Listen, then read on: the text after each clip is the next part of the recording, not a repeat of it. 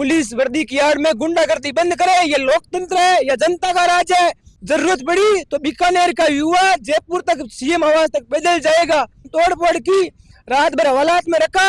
पीछे से जो एक गाड़ी आई थी, बोलेरो गाड़ी थी, उसने हमारी गाड़ी का शीशा फोड़ा, मेरे साथ मारपीट की, जिसके चोट के निशान भी यहाँ पे पैर भी लगे हुए हैं, इधर सर पे भी लगी हुई है। हमें रात रात नौका थाने को सुपर्द किया।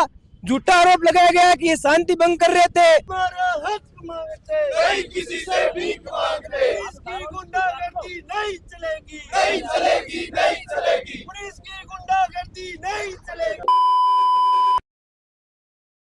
नमस्ते, हमारा बीकानेर पर आपका स्वागत है। आज बीकानेर कलेक्टर परिसर के सामने कुछ छात्र नेता, कुछ युवा इकट्ठे हो रखे हैं। क्या कुछ मांगे, क्या किस मामले को लेकर आप यहाँ पे इकट्ठे हो? 25 तारीख की रात की बात है। मैं जब जोधपुर अपने निजी कार्य के लिए वहाँ पे गया हुआ था, आते वक्त मेरा कोई रिश्तेदार था जो पैरोल पर हाईकोर्ट से पैरोल लेके छूट रहा था, जो इस संबंध में मेरा बुआ का लड़का लगता है, लेकिन उससे मेरा कोई संपर्क है नहीं, इसलिए ना मेरा से संपर्क ना बात। मैं पूर्व में ही जोधपुर था, विद रिकॉर्ड था, ऑन कैमरे की फुटेज में था, मेरे पास दस्तावेज पड़े थे। उस वक्त वापस आने के दरमियान मेरे फूफा जी ने मेरे को फोन किया कि आप जोधपुर आए हुए हो, हम निकल रहे हैं, साथ ही निकल लेंगे।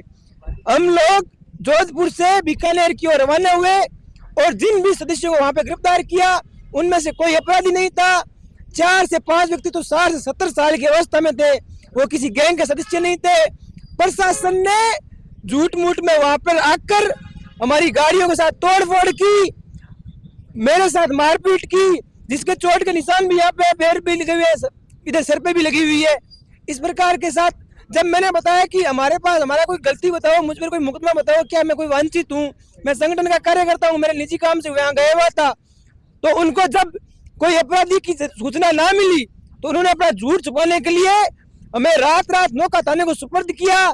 झूठा आरोप लगाया गया कि ये शांति भंग कर रहे थे, जश्न मना रहे थे। जश्न कैसा मना रहे थे? गाड़ियां 4 थी, काहे का जश्न? और ऑन टोल रिकॉर्ड पूरी भारतमाला से वहां पे रिकॉर्डेड है। आराम से गाड़ियां चल रही थी, कोई काफिले के रूप में नहीं थी, सिंगल सिंगल गाड़ियां निकल रही थी। उसके बाद उन्होंने तोड़फोड़ की, रात भर हवालात में रखा, संगठन के प्रति अपशब्द कहे और मेरी राजनीतिक छवि धूमिल करने का काम बीकानेर की पुलिस प्रशासन और विशेष तौर पर डीएसटी की टीम ने किया है। और आज इसी के लिए हम एसपी साहब के पास जाएंगे और ज्ञापन सौंपेंगे कि आज ये जो घटना हमारे साथ हुई है, एज ए छात्र नेता मेरे साथ हो सकती है तो आम व्यक्ति की तो नॉर्मल बात है, उन्होंने मेरे साथ अपशब्द किए हैं। और अगर प्रशासन 5 दिन के भीतर इन पर कार्रवाई नहीं करता है, मुकदमा दर्ज नहीं करता है, तो हम यहाँ हड़ताल पर भी बैठेंगे।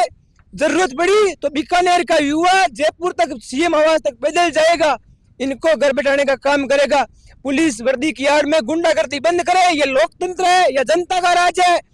कतई आप गुंडागर्दी के तौर पर कानून के रखवाले हो, उनके बख्शर बनने का काम ना करें।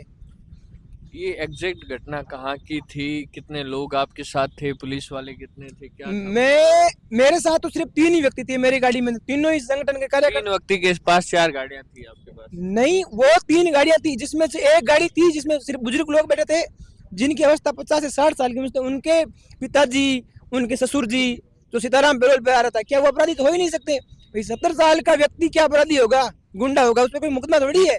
वो थे और मैं इनके साथ था ही नहीं, मैं पूर्व ही जोधपुर था। आते वक्त मेरा तो इनसे करीबन ही फासला ही 600 मीटर के समथिंग था, 1 किलोमीटर के दायरे में था।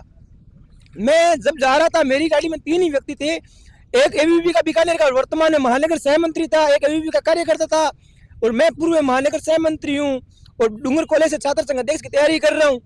और जैसे ही उन्होंने गाड़ियों अचानक हम पर हमला हुआ, लाठियों से, सरियों से गाड़ियों के साथ तोड़ फोड़ हुई, तो मैंने पूछा भाई साहब बात क्या हो गई? मैंने बताया कि कोई समझ नहीं पा रहा था कि इस प्रकार जैसे कोई अपराधी को मारने का काम कर रहे हो। हमें से एक बार ऐसा लगा कि पिछले तान दी गई जैसे कि हमें गोली मारेंगे। उसके बाद जब हमने उनसे पूछताछ की तो हमें ना तो कुछ उन्होंने बताया, और जब मैंने संगठन को बताया कि मेरी गलती बताओ, मेरे पर कोई मुकदमा बताओ या कोई मैं वांछित हूँ वो बताओ, मेरी गाड़ी के साथ तोड़ फोड़ क्यों गई, तब उनको ऐसा लगा कि हाँ अब ये घटना गलत हो गई है। और उन्होंने अपनी इस गलती को छुपाने के लिए चुपचाप वहां से वापस बीकानेर की डीएसटी टीम बीकानेर की ओर निकल गई और हमें नौका थाने को सुपर्द किया। झूठा केस बनाया कि ये राशि सर कट पॉइंट के पास जश्न मना रहे थे, और उस आरोप में, शांति भंग आरोप में, पुलिस प्रशासन ने गिरफ्तार किया है। हालांकि नौका पुलिस थी नहीं, वहाँ नौका पुलिस भी थी, देश नौक पुलिस भी थी, डीएसटी की टीम थी, क्यूआरटी की टीम थी, उन्होंने पूरी एकदम मनगढ़ंत ढंग से काम करने का प्रयास किया। उनको सूचना किसी और की थी, लेकिन उन्होंने क्या कि एकदम सरल साधारण व्यक्ति के साथ जो घटना हुई है, आमजन के साथ इस प्रकार की घटना को छुपाने के लिए, मेरी राजनीतिक छवि खराब करने के लिए कदम उठाया। कौन सी गाड़ी थी, कैसी तोड़ फोड़ की उसने? मेरे पास सियाज गाड़ी थी, जो मैंने सिर्फ 5 दिन पूर्व जो महानगर सह मंत्री है उनकी गाड़ी थी, 5 दिन पूर्व ही ली है दिल्ली से, ठीक है।